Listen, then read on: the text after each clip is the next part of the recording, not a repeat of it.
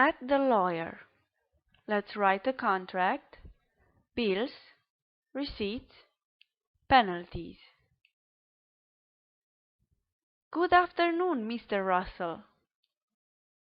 Good afternoon, Mark. How are you? I'm a little late because of the traffic.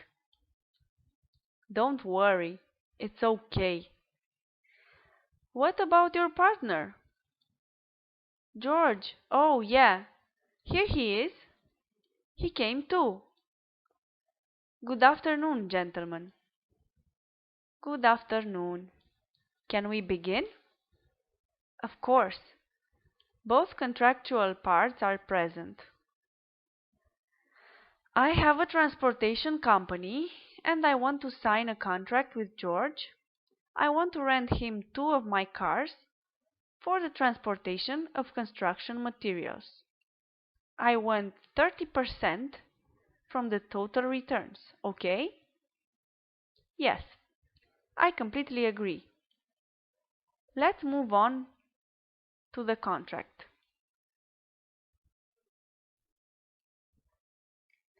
Let's write the contract.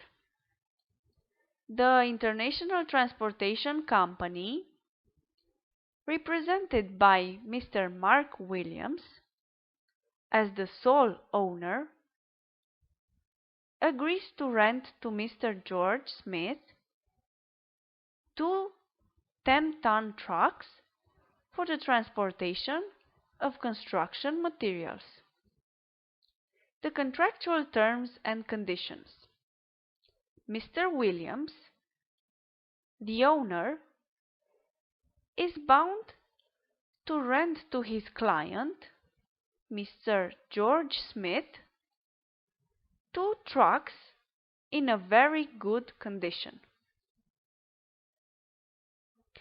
Mr. George Smith is bound to maintain the owner's 2 trucks in a very good condition and to submit at the end of the month all the bills and receipts related to the last month's returns. Mr. George Smith is bound to deposit 30% of the total returns into the current account of Mr. Williams within the first 5 days of the following month. Rental period. The present contract is signed for a period of 6 months. Payment methods. The 30% deposit shall be made in euros into the current account from the Bank of America during the period mentioned above. For each day of delay, the penalty is of 1% from the total sum. Now, both parties must sign. Mr. Williams, Mr. Smith, please. Here. It's okay. No. All the 3 copies. Yes, please. Now you, Mr. Smith. Thank you for your time. It's my duty. Thank you. Have a nice day. Goodbye.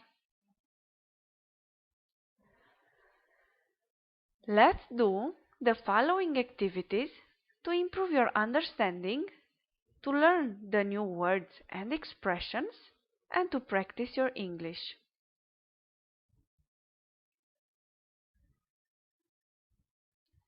A. Using the dictionary, translate into Romanian the dialogue and 1.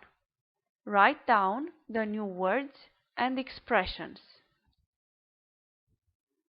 2. Make sentences using each one of them. 3. Compare your translation with the official translation. 4. Find 2 synonyms and 2 antonyms for each of the new words. B. Under which conditions is the contract valid?